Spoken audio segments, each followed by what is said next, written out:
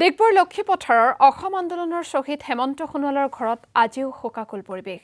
দুৰ্বৃত্তৰ হাতত প্ৰাণ যোৱা হেমন্ত সোণোৱালৰ পৰিয়ালে অভিশপ্ত দিনটো সুঁৱৰি কান্দিছে আজিও।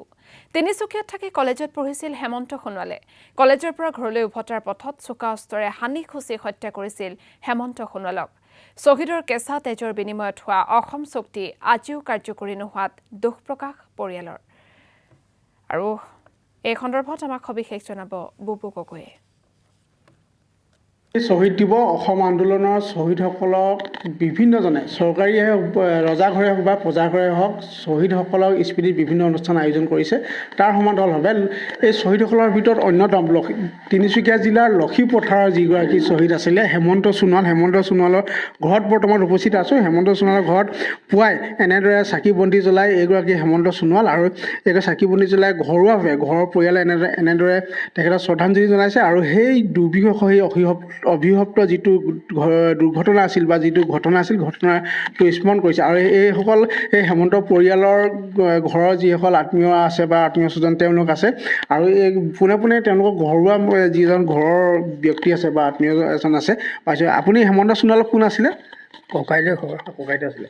মানে ঘটনাটো সেই দিনটোৰ কথা আপোনাৰ মনত আছে নিশ্চয়, একেলগে যিটো আছিলে আপুনি? ঘটনাটোতো মোৰ আছে 1980 চনত হৈছিলতো।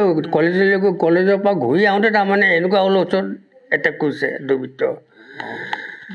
তেতিয়া এই উপায় নাপায় এই কি কৰিলে এনেকুৱা হ'ল ভিতৰত সোমাইছে। তাতো তাৰমানে ৰক্ষা নাপালে, তাতো ডেগা মই শেষ কৰি দিলে। তাৰ বহুতখিনি সময় পাছতহে আহিছে মানুহ পুলিচ তুলিচ চাই পেলাই ডিব্ৰুগড়লৈ ৰেফাৰ কৰি দিলে। ডিব্ৰুগড়তে তাৰমানে অলৰেডি ডেথে হৈ গ'ল। কোনে মাৰিলে ধৰা পৰিলেগৈ জানো পাছত? ধৰা পোৱাটোতো ধৰিছে বুলি কোৱা শুনিছিল, কিন্তু আমিতো গম নাপালোঁ। কিন্তু কি হ'ল গম নাপালেগৈ? নাপালোঁ। এতিয়া যি কাৰণে এওঁলোকে শ্বহীদ হ'ল, মৃত্যু হ'ল, কিন্তু তাৰ মূল্য এতিয়া যি চৰকাৰে যিবোৰ কৰিব লাগে সেইবোৰ কৰিছে যেন লাগে জানো আপোনাৰ? কৰিছে তাৰমানে আগে কৰিছিলে অকণমান। বৰ্তমান এতিয়া তেনেকুৱা খা খবৰটো নাই দিয়া। একো গম পোৱা নাই। আৰু এতিয়া যিটো এতিয়া শ্বহীদ দিৱস পাতিছে বুলি কৈছে যে সেইটো আমি নথৈ আনন্দিত হৈছোঁ। কাৰণ 855জন শ্বহীদক ওচৰলৈ যাব নিদিওঁ আমি। গতিকে এইটো যদি ছাকচেছফুল হয় আমি বেছি ভাল পাওঁ।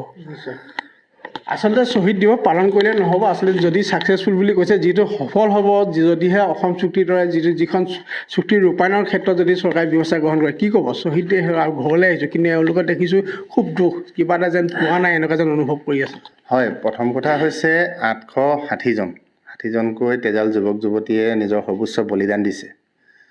কিন্তু চৰকাৰে এইবাৰ শ্বহীদ দিৱসটি পালন কৰিবলৈ আগবাঢ়িছে অসমৰ গোটেই সমগ্ৰ অসম জুৰি।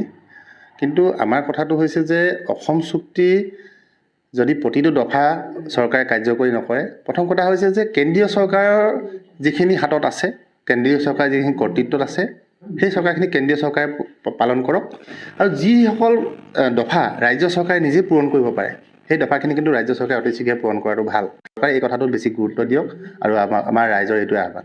নিশ্চয় আচলতে আপোনাক এই মুহূৰ্তত ধন্যবাদ জ্ঞাপন কৰিছোঁ।